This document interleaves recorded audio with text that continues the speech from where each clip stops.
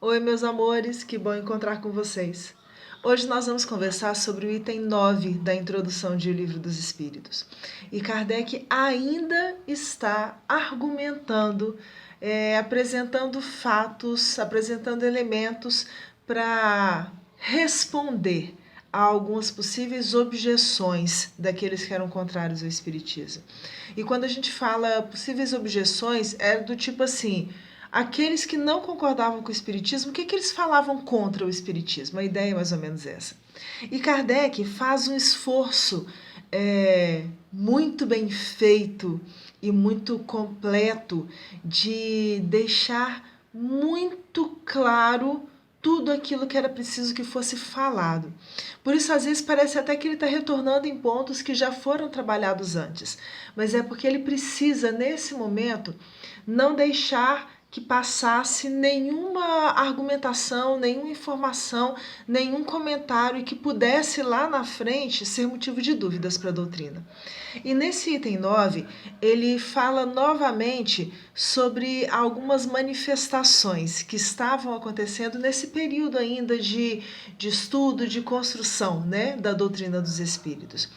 E nesse item 9, ele está chamando a atenção principalmente para aquelas comunicações que eram dadas através dos lápis presos a objetos. Lembra que nós mencionamos lá atrás que teve um determinado período em que, por sugestão dos próprios espíritos, eles começaram a colocar lápis presos, amarrados a uma cesta, em cima de uma folha de papel, e a cesta era simplesmente para manter o lápis em pé. Então aquela cesta estava com o lápis preso nela, sobre uma folha de papel, e os espíritos colocavam, aliás, os participantes das reuniões colocavam as mãos sobre aquela cesta, e às vezes eram 5, 6, variava muito o número de pessoas, mas eles colocavam as mãos sobre aquela cesta, né, em direção àquela cesta, e ela começava a se movimentar e escrever. Kardec vai falar que, primeiro, para que houvesse alguma fraude nesse momento, era necessário que fosse uma pessoa com a capacidade de domínio gigantesca, para ponto de só encostando as pontas dos dedos sobre aquela cesta, e isso no caso em que fosse uma pessoa só participando daquela manifestação. Mas tinha que ter um domínio gigantesco para a pessoa, só encostando a pontinha do dedo na cesta, conseguir que ela se movimentasse, traçando letras, traçando palavras, traçando frases. Porque a maior parte dessas comunicações não eram comunicações muito curtas, do tipo, uma palavra só, sim ou não. Elas traziam, às vezes, parágrafos, e todos sendo transmitidos através desse fenômeno. Tá, mas vamos dizer então que tem uma criatura lá qualquer que é capaz de ter essa perícia, essa capacidade gigantesca de conseguir fazer com que essa cesta se movimentasse, ele só encostando os dedos lá, que ele dominasse a tal ponto que, como um imã, fizesse aquele desenho. Aí Kardec começa a questionar. E o que a gente pode dizer daquelas pessoas, por exemplo, que nunca escreveram poesia na vida e de repente numa dessas manifestações escrevem poemas muito complexos, às vezes sonetos, às vezes formas de composição que tinham regras muito complexas e que eram até difíceis de ser escritos, porque isso acontecia. A gente pode dizer algo semelhante quando a gente analisa a figura do nosso médium mais importante, né, Francisco Cândido Xavier, que só estudou até o primário, mas que no primeiro livro, psicografado por ele, apresenta poesias de diversos escritores importantes, poetas importantes da literatura brasileira, e cada poesia seguindo o estilo específico daquele poeta que estava assinando aquela mensagem recebida. Como é que a gente pode explicar isso? Que pessoas que não têm um conhecimento profundo de uma determinada área consigam, através de uma determinada comunicação, falar coisas tão maravilhosas sobre física, sobre astronomia, sobre uma série de questões, sobre uma série de conhecimentos muito específicos.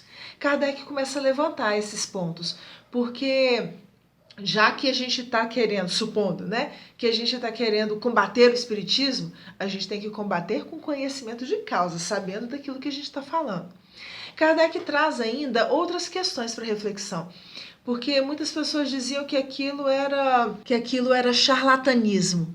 Só que charlatanismo, para quem não conhece, é aquela ideia de alguém fazer alguma coisa fingindo que está fazendo alguma coisa ou enganando de alguma forma a pessoa que está assistindo ou que está acompanhando aquilo, mas geralmente com objetivos financeiros. E naquela época, as pessoas que eram acusadas de charlatanismo por muitos desses opositores do espiritismo, na verdade não estavam ganhando nada, não estavam ganhando financeiramente nenhum recurso com aquilo.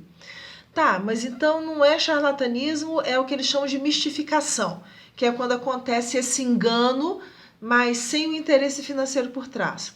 Como é que a gente explica então que pessoas de diversos lugares do mundo respondam às mesmas questões da mesma forma, ou se não da mesma forma exata, mas com o mesmo sentido, com o mesmo significado? É uma mistificação combinada a nível mundial? Kardec vai levantar esses elementos, vai levantar essas questões. E exatamente por causa disso, ele vai argumentar, por fim, que além de todos esses pontos, né, que ele levantou de por que não pode ser mistificação, por que não pode ser charlatanismo, como que a gente pensa na questão de fraude, como que a gente explica que pessoas escrevam sobre questões muito mais sérias e muito mais profundas do que realmente é do conhecimento deles, Kardec, por fim, vai lançar uma interrogação, vai instigar um pouquinho mais. Como que a gente pensa, então, da situação de pessoas extremamente sérias, respeitáveis, conhecidas, não dadas, né, não afeitas a esse tipo de prática de curiosidade, de brincadeira, de mistificação, estejam se dedicando ao estudo desses elementos? Porque se tem pessoas sérias estudando uma coisa que aparentemente pode ser tida como brincadeira ou como fraude, peraí, se é uma pessoa que realmente é séria e eu confio na seriedade dela, talvez tenha um pouco de seriedade também naquilo que ela esteja estudando.